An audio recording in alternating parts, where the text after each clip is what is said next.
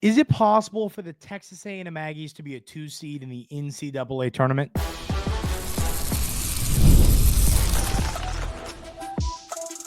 You are Locked On Aggies, your daily podcast on the Texas A&M Aggies, part of the Locked On Podcast Network, your team every day. Welcome on into Locked On Aggies. I'm your host, Andrew Stefaniak. Thanks for making Locked On Aggies your first listen every single day. On the show today, ladies and gentlemen, we're going to talk a little bit about the baseball team's win yesterday. Another blowout win. Once again, you're getting into SEC play this weekend, so hopefully that'll kind of spark something for the beginning of SEC play. We're going to get things kicked off, also talking about some basketball. We're going to talk about the some issues with the secondary and our questions around the secondary in segment 2.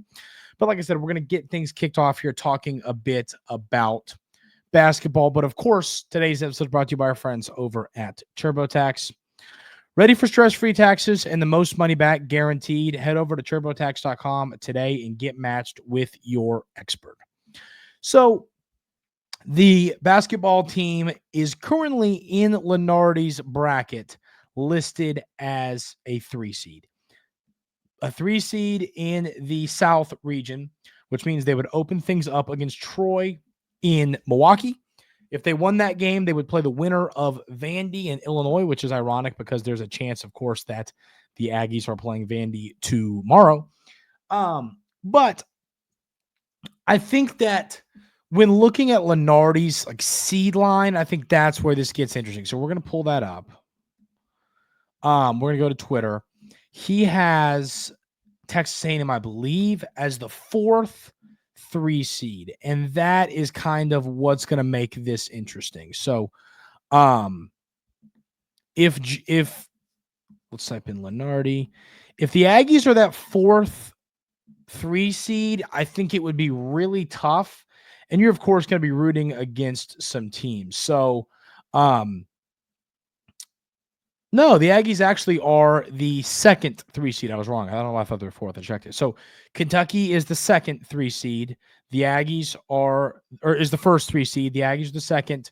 St. John's is the 3rd, and Iowa State is the 4th. I think it would be really tough to get up to that 2 seed line because, I mean, I think if you were going to take one, if Kentucky wins a couple games in Nashville, I think you're kind of in trouble because, I mean, I guess the thought is if the Aggies make a run to the SEC championship game, I don't believe that the championship game matters due to the fact that I think they make that bracket on Saturday night. I really do. I don't think that which is why, like the ACC, the SEC should play their championship game on Saturday. But yeah, I don't know if I foresee that having any kind of impact the championship game. But I mean, is there a world where you make it to the championship game and that boosts you to a 2 seed? I think it's possible. I think that what would really kill you is if Kentucky wins on Thursday and then beats Bama on Friday. I just think if they make it to that Final Four, even if you do as well, which to make the Final Four, it would take wins over, it would take a win over Tennessee. And I think that's going to be tough in and of itself. But if you were to beat Tennessee, I think that on top of that, then you're going to play Auburn, and it's just going to be more than likely, and it's going to be tough. So I think that you need to hope that Kentucky loses the first round of the SEC tournament. You need to hope that St. John's and all of these other teams, you want St. John's to lose. You want Iowa State to lose, and it'd be really ideal if like Texas Tech and Michigan State could find a way to lose. Really, I think that is your chance at doing it. I mean, you pull up Ken Palm. I just don't think the Aggies have enough there. They're sitting at 17, the 7th overall defense, the 43rd overall offense. I mean, I believe all of those teams are ahead of them. St. John's is, Kentucky is, Michigan State is, Texas Tech is. I mean, it's going to be tough. And then, of course, the other thing that can kind of help you there is the net rankings. And in the net rankings, the Aggies are 17th. You are under 500 in quad one games at 7-8.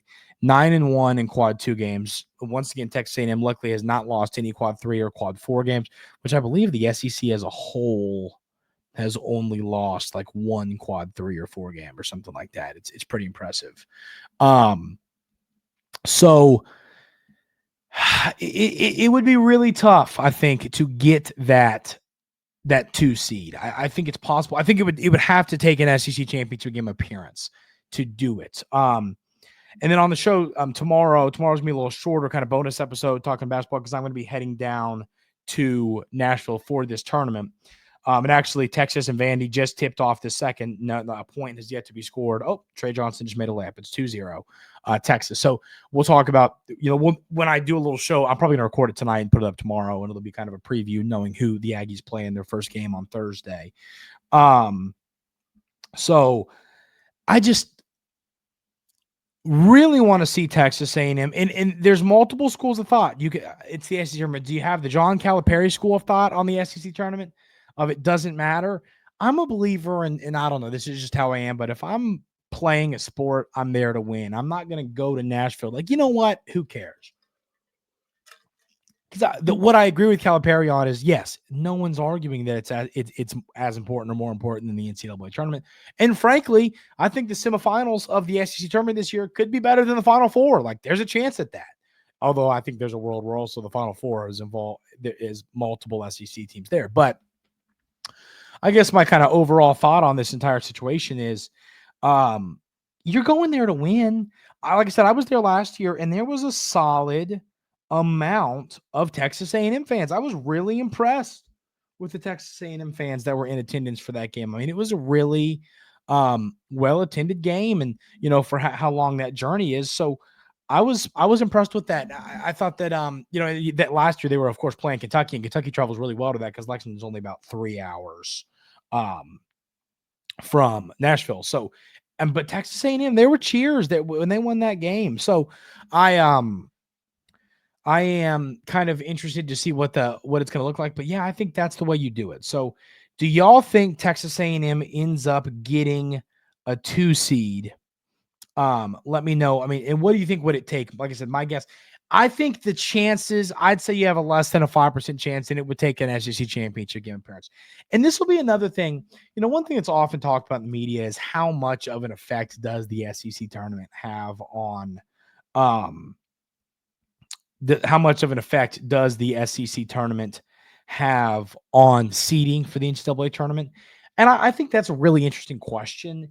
And this is a way to find out. Like, I think if Texas A&M goes all the way to that SEC championship game, which involve a Thursday, Friday, and Saturday win, and they aren't a 2 seed, or at least maybe move up a few spots, although there's only one spot they could move up as a 3 seed. But I think if that happens, it's just, that's where I kind of get to the point of like, is this worth it? Knowing it's a few days before the NCAA tournament and all that. So, there's the argument of, well, if you don't play, maybe your shots don't fall. But then if you do play all those games, perhaps your legs are a little sore. So there's a pros and cons to playing deeper in that tournament. But I mean, just every seed you move up is a better chance of making it to a Final Four. And obviously that's the end goal here for this Texas A&M basketball team. So like I said, let me know in the YouTube comments, what do y'all think the chances are that Texas A&M does end up earning a 2 seed?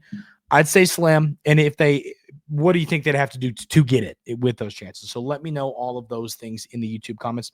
Another article from our friends over at Aggies Wire talking a little bit about the secondary. Those of you every day here at Locked On Aggies know that I have a lot of concerns about this secondary. I think it's going to be what kind of makes or breaks this defense for the Aggies. We're going to talk about this article, talk about the depth, talk about what we're going to learn in spring. We'll do all that coming up right here on Locked On Aggies. But first, I want to tell you about our friends over at TurboTax. This is a message from sponsor Intuit TurboTax. Taxes was waiting and worrying and wondering if you were going to get any money back, and then waiting, worrying, and wondering some more. Now Taxes is matching with the TurboTax expert who can do your taxes as soon as today. An expert who gives your taxes their undivided attention as they work on your return, while you get real-time updates on their progress so you can focus on your day. An expert who will find you every deduction possible and file every form, every investment, everything with 100% accuracy. Also, you can get the most money back guaranteed. No waiting, no wondering, no worries. Now, this is taxes. Get an expert now on TurboTax.com. Only available with TurboTax Live full service. Real-time updates only in iOS mobile app. See guarantee details at TurboTax.com/guarantees.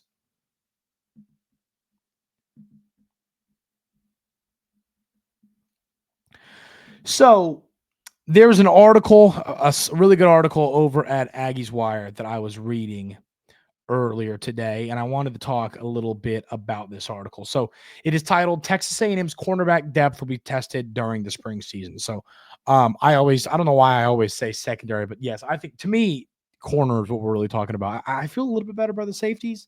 I think maybe you'll say that's a bold take. I'm curious if y'all think that's a bold take. Let me know. But let's go a little bit through this article. So it says Texas A&M spring football season begins on March 20th. Mike Elko and his staff have begun to check boxes after signing the program's talented 2025 class, 14 players from the portal. Still, the disappointing end of the 2024 season has resulted in a less offseason enthusiasm from the Texas A&M fan base, which is understandable after watching Texas A&M finish 1-4 after starting 7-1 and 5-0. It says, when analyzing each position group, Texas A&M's lack of defensive line depth will be an issue unless they add a few defensive tackles. And then after adding former Georgia cornerback Julian Humphrey and former Washington cornerback Jordan Shaw from the transfer portal, the return of star cornerback Will Lee and Tariq Chappelle getting an extra year of eligibility solidifies the Aggies starting cornerback rotation. Depth-wise, incoming junior Javon Thomas and Bravion Rogers were both elite prospects, but have yet to live up to their potential. However, the name that continues to result in more questions than answers is former five-star Des Ricks. Struggled really, really mightily last year. He had one of the lowest PFF grades in all of college football with a 48.6 defensive grade, which was 839th out of 848 corners, and a coverage grade of 49.2, which was 810th out of 836 corners. It says Ricks has time to improve, but this is a bad sign for a corner room that must rely on more than 3 starters to get through SEC play in one piece. While it's unknown how many quality cornerbacks will enter the spring transfer portal, adding at least one more veteran to the roster doesn't hurt. During the 24 season, the Aggies were 90th in passing yards allowed, 232 per game. They did have 16 picks, though, last year. So this is interesting to me because looking at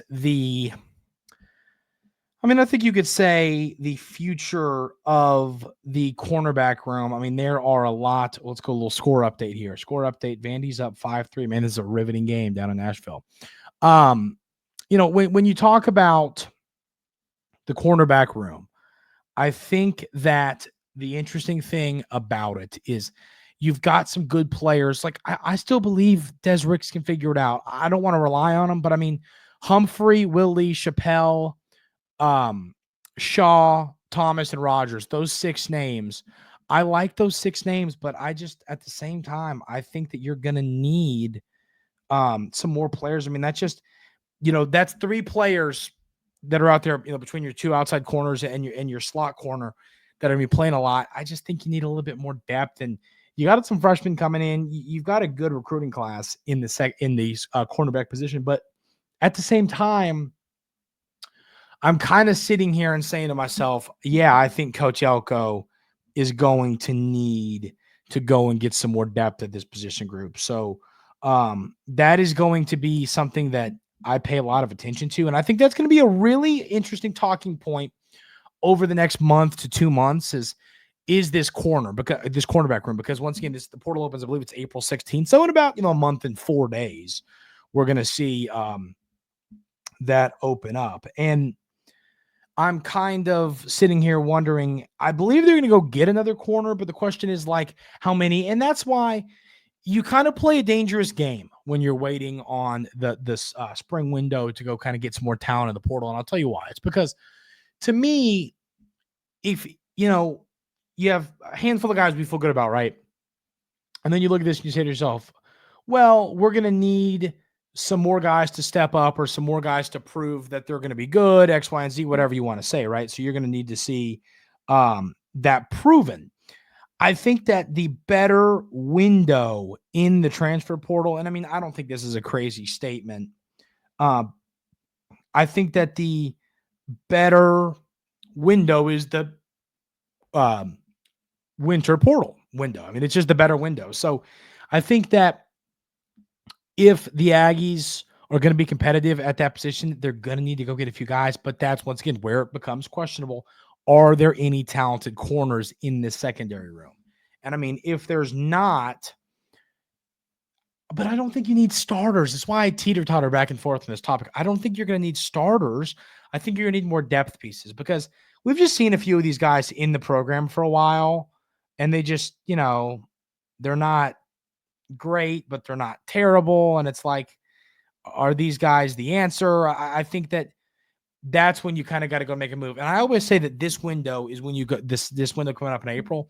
That's when you go get depth. And at the same time, I think the other thing you can do in this window is go get those projects. Go get those guys that were highly ranked 4 stars. I think a great example, I know we got him in the winter window, but is Sam Mpimba, a guy that was incredibly highly ranked. Didn't really work out all that well during his time in Athens playing for the Georgia Bulldogs. But you know that the upside and talent are there.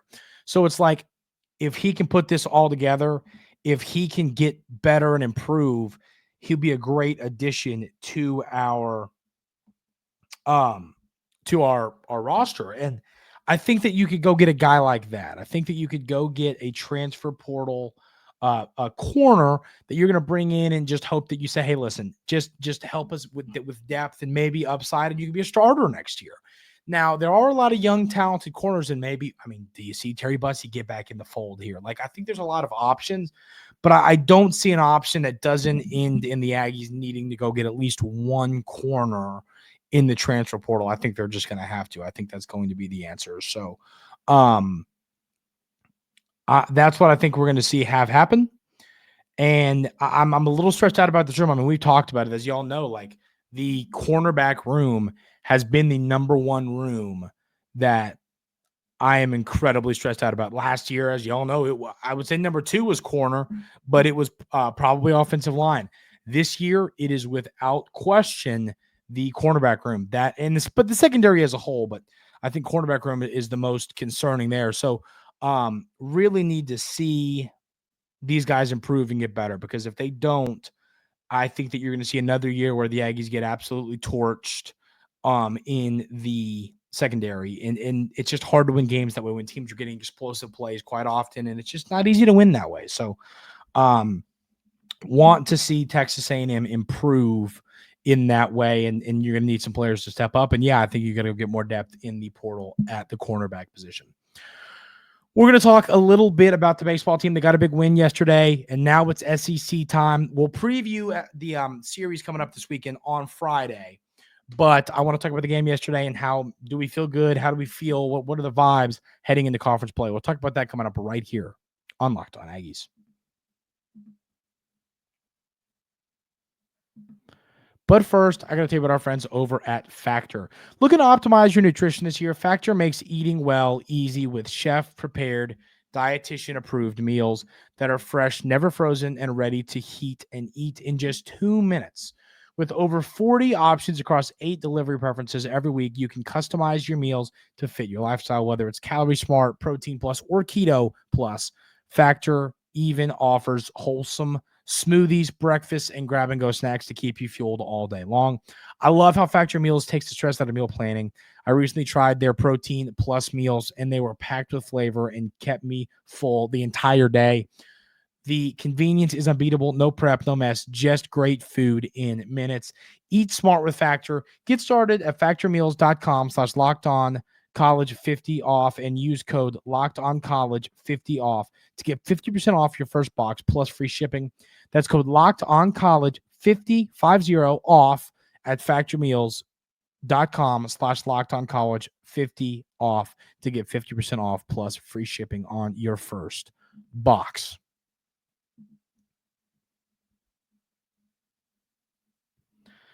So the baseball team had a game last night against Prairie View A&M, and the Aggies win this one 14-0, of course, in only 7 innings. One thing I love, you only had 6 at-bats in this game. and you scored in every single inning, scoring 2 runs, 1, 7, 2, and 1.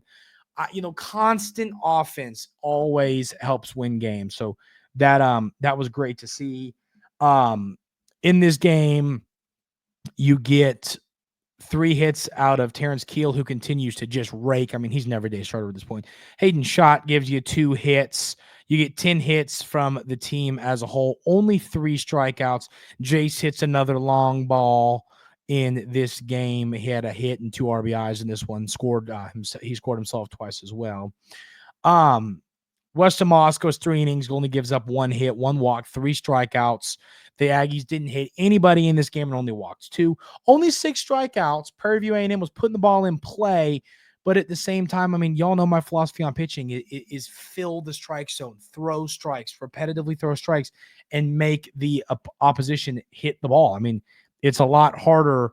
It's not easy to string together hits. What makes putting up runs easy is walks and hit by pitches, free bases, make easy runs happen. So, love seeing only 2 free bases. I mean, if you can stay around there all year long, I mean, it pays dividends.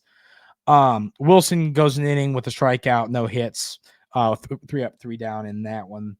Morton, another inning with give up hit and a walk, but was able to kind of work out of the damage there. Cunningham, 1 inning, 1 hit, and then Lions, 1 inning, 1 hit, but 2 strikeouts. So it was a pretty good all-around outing from the pitching staff. It's always a good outing from the pitching staff when you don't give up any runs. So it's great to see that. Also great to see a clean sheet when it comes to errors. That's been an issue in the losses for the Aggies, so it's good to see that sort of get cleaned up. But, I mean, once again, this is what you want to see in a baseball game against Prairie View A&M. You don't want to see a 7-5 win where you have 2 errors and you have 7 free bases given up from your staff. You want to win this game by a lot of runs in 7 innings and it be a stress-free baseball game, and that's what they did. That needs to be a continued theme in midweek games. Now, of course, like I said, we're going to preview this Alabama game on Friday, the first game of that series coming up at 6 o'clock. It's a home series. I'll tell you this. It's been a struggle early in the year. You've seen struggles offensively. You've seen some struggles with fielding. Obviously, the pitching hasn't been perfect. There's been struggles within this team. But if Texas A&M comes out and beats Alabama, I have them here ranked, Alabama ranked number 17. You know, in baseball, there's about 847 different ranking systems. So I don't really know how kind of accurate that ranking system is, but we'll roll with it. So and say there's 17. But I mean, a series win over them at home will quiet down the people saying, "Oh, Texas A&M stinks. The number 1 team's horrible. They're the worst team in the SEC." That's going to be quiet real quick if you win this series at home. Win or sweep this series over Alabama, and the haters are going to be quiet real quick. I mean, at the end of the day, you play 30 of these SEC games. And is that right? Isn't that right? 1, 2, 3, 4, 5, 6, 7, 8, 9, 10. Yeah, 30 of these games. You win 20 of them. I mean, honestly, you win 18 of them, 20 of them, you're hosting a regional more than likely. So you've had your struggles. You've gotten over them. New coach, new players, new starters, new roles. Get over all of it and figure it out this weekend with a series win or a series sweep, and I think you're back on track. If you lose the series, that's when we start to say, okay, so win this series. We'll preview it. Obviously, players, matchups to watch, everything. We'll preview that on Friday. That is going to do it for today's episode of Locked On Aggies. Really appreciate y'all being here. Tomorrow will be a little shorter episode talking about previewing the SEC tournament. We'll talk about the Vandy Texas game, who the Aggies are playing, and then I will Thursday morning, I will record the episode for Friday, which we'll talk about some football stuff, maybe some basketball stuff, and of course the baseball series coming up with the Crimson Tide. Hope everyone has a great rest of the day today, and we'll see you tomorrow right here on Locked On Aggies.